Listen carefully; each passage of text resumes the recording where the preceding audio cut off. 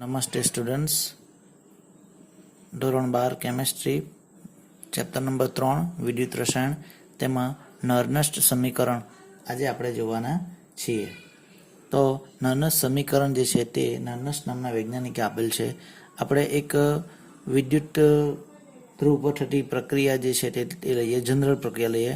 એમ metal છે, એના પર N+ છે જલીય દ્રાવણ, રિડક્શન પ્રક્રિયા લઈએ. N ઇલેક્ટ્રોન ઉમેરાય તો M સોલિડ બને છે. આ એક વિદ્યુત ધ્રુવ પર થતી પ્રક્રિયા છે. આ પ્રક્રિયા જે છે તેનો કોષ પોટેન્શિયલ આપણે ઉપરોક્ત પ્રક્રિયાનો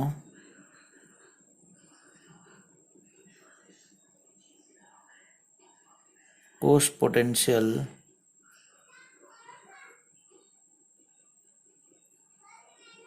હાઇડ્રોજન વિદ્યુત ધ્રુવ વડે પ્રમાણિત હાઇડ્રોજન વિદ્યુત ધ્રુવનો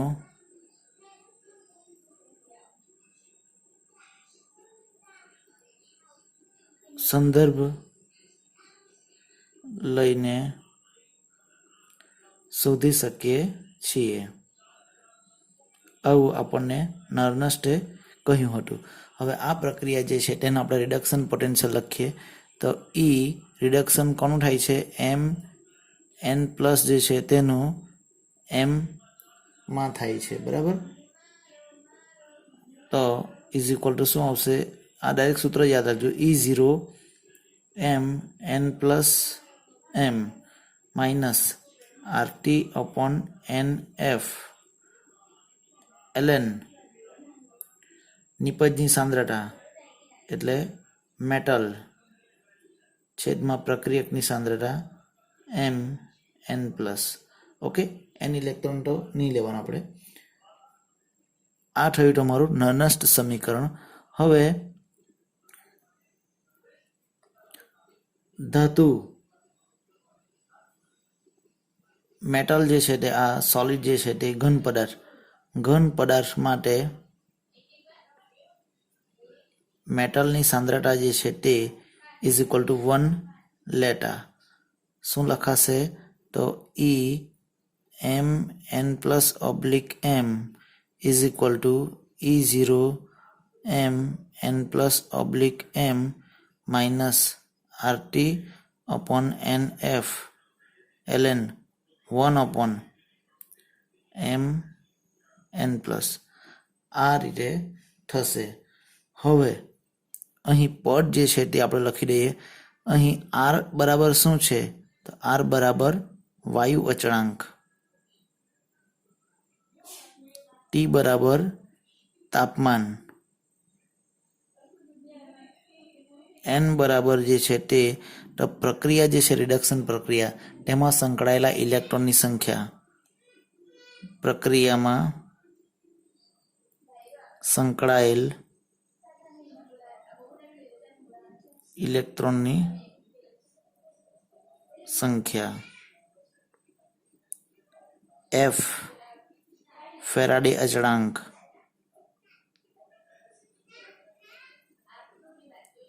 છે. ઓકે, આ સમજ પડી. હવે આપણે આગળ વધવાનું છે. હવે એમાં આપણે ડેનિયલ કોષ જે છે તેની વાત કરીએ. ડેનિયલ કોષ માટે આ સમીકરણ આપણે લઈએ. ડેનિયલ કોષ માટે ડેનિયલ કોષ માટે આપણે લખી દઈએ, પ્રક્રિયા જ લખી દઉં મેં. ઝિંક સોલિડ જે છે તેમાંથી ઝિંક 2+ aqueous બને છે અને કોપર 2+ aqueous જે છે એમાંથી કોપર સોલિડ બને છે. અહીં આ ઝિંક જે છે તે એનોડ પર હશે અને ત્યાં શું થશે? ઓક્સિડેશન થશે. અને કોપર જે છે તે ક્યાં હશે? કેથોડ પર, અને તેનું શું થશે? રિડક્શન થશે. આ ફક્ત સમજ ખાતર આપણે લખીએ છીએ. ઓકે, હવે આ જે છે તેને આપણે અહીં દર્શાવીએ એક એનોડ પર. હવે એનોડ જે છે ત્યાં શું થાય છે? તો એનોડ પર કોણ છે? ઝિંક છે. તો આપણે અહીં આ સમીકરણ જે છે તમારું, આ સમીકરણ એમાં આપણે પ્રક્રિયા લખવાની છે, સમીકરણના આધારે સમીકરણ લખવાનું છે આપણે. તો Mn પ્લસ એમ છે એટલે શું કહેવાનો અર્થ? રિડક્શન પોટેન્શિયલ લેવાનો છે. ભલે ઝીંકનું અહીં ઓક્સિડેશન થાય છે, ઝીંકમાંથી Zn2 પ્લસ બને છે, પરંતુ આપણે અહીં રિડક્શન પોટેન્શિયલ લખવાનું છે. એટલે એનોડ પર થશે E Zn2 plus Zn is equal to E0 Zn2 plus oblique Zn, પછી છે minus RT open NF.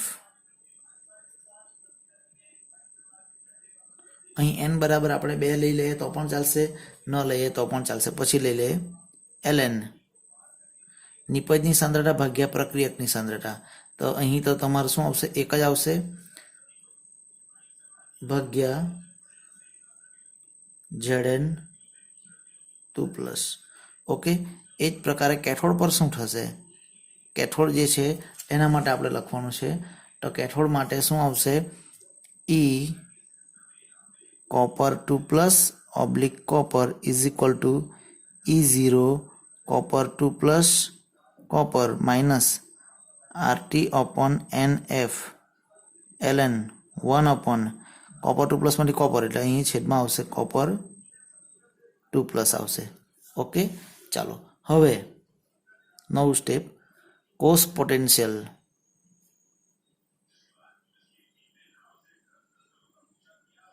Cos potential જે છે તેનું સૂત્ર શું આવે છે? તો કોસ પોટેન્શિયલ એટલે E કોસ એટલે E સેલ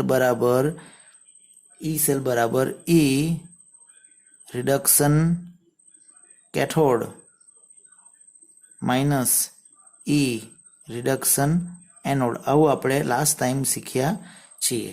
ઓકે, તો હવે આપણે અહીં લખવાનું છે રિડક્શન કેથોડ. એટલે અહીં લખીએ કેથોડ એટલે કોપર છે કેથોડ પર, એનો રિડક્શન પોટેન્શિયલ જોઈએ છે મને, એટલે Cu2 plus Cu minus reduction anode. Anode જે છે તેનું રિડક્શન છે એટલે આ લખાશે, એટલે E Zn2 plus Zn. Okay, હવે E કોપર 2 પ્લસ કોપર જે છે તે આ છે, એના બદલામાં આ લખવાનું, અહીં આપણે આ લખીશું. Okay, E cell is equal to E0 copper 2 plus copper minus RT upon NF ln 1 upon copper 2 plus minus, હવે અહીં bracket E0 Zn2 plus Zn minus RT upon NF ln 1 upon Zn2 plus is equal to E0 copper 2 plus copper minus RT upon NF ln 1 upon copper 2 plus ની સાંદ્રતા minus E0 Zn2 plus Zn minus minus plus RT upon NF ln 1 upon Zn2 plus. હવે અહીં E0 copper 2 plus અને minus E0 Zn2 plus Zn ને સાથે લખી દઈએ. E0 copper 2 plus copper minus E0 Zn2 plus Zn, અને આ પદ જે છે તે પ્લસ છે ને એને આપણે પહેલા લખી દઈએ plus RT upon NF ln 1 upon Zn2 plus, અને પછી છેલ્લે આ લખીએ minus RT upon NF ln 1 upon copper 2 plus. Okay, હવે આ જે છે તે શું છે? તો E0 copper 2 plus એટલે reduction cathode minus E0 reduction anode, એટલે એને કહેવાશે E0 સેલ. E0 0 મીન્સ પ્રમાણિત, પ્લસ અહીં જો RT upon NF જે છે તે અહીંયા પણ છે, અહીંયા પણ છે, એટલે શું લખાશે? કોમન કાઢી લઈએ RT upon NF અને બ્રેકેટમાં લઈ લઉં ln 1 upon Zn2 plus minus ln 1 upon copper 2 plus is equal to E0 cell plus RT upon NF ln. અહીં બરાબર ધ્યાન આપજો, આપણે ગણિતનો નિયમ છે કે log x minus log y હોય તો log x upon y એટલે કે x છેદમાં y લખાય. એટલે અહીં શું લખાશે? log x. x એટલે શું લખાશે? 1 upon zn 2 plus છેદમાં 1 upon copper 2 plus. Okay, is equal to E0 cell plus RT upon NF ln 1 upon આટલા અને છેદનો છેદ તો અંશમાં આવશે એટલે અહીં શું લખાશે? આવું 1 upon zn 2 plus ભાગાકાર છે એટલે ભાગાકાર એ વ્યસ્ત વડે ગુણાકાર. વ્યસ્ત એટલે 1 upon copper 2 plus નો વ્યસ્ત શું થશે? copper 2 plus છેદમાં 1. Okay, is equal to E0 cell plus RT upon NF ln 1 into copper 2 plus એટલે અહીં શું આવશે? copper 2 plus ની સાંદ્રતા અને છેદમાં zn 2 plus ની સાંદ્રતા. ઓકે, આ આવ્યા તમારા ઈ સેલ. ઓકે, હજુ આપણે એક મોડિફિકેશન કરીએ.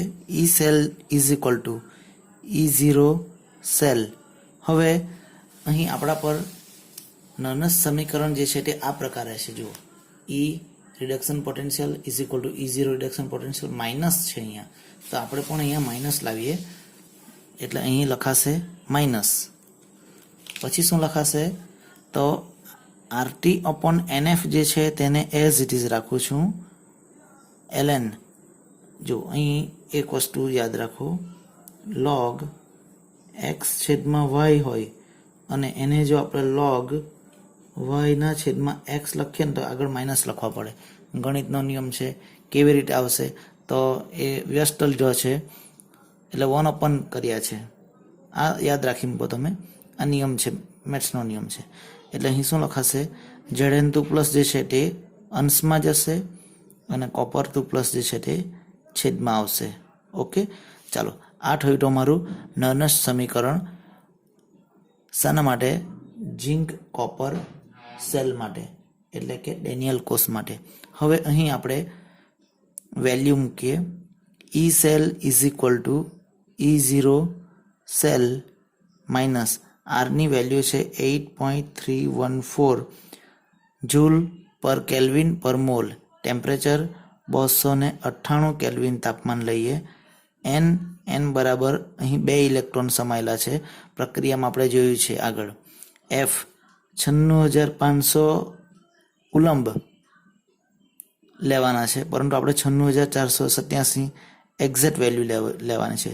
અને ln જે છે એ નેચરલ લોગ છે, એના બદલે આપણે લખી શકીએ 2.303 લોગ અને પછી zn2 પ્લસની સાંદ્રતા છેદમાં copper 2 પ્લસની સાંદ્રતા. ઓકે, માટે આ આવે છે તમારા E cell is equal to E0 cell minus, જો અહીં આ વેલ્યુ જે છે આટલી વેલ્યુ એનો જ તમારે ગુણાકાર કરીને 96,487 વડે ભાગાકાર કરીએ તો જવાબ તમારો આવશે 0.059 છેદમાં 2. આ 2 એ ઇલેક્ટ્રોનની સંખ્યા છે log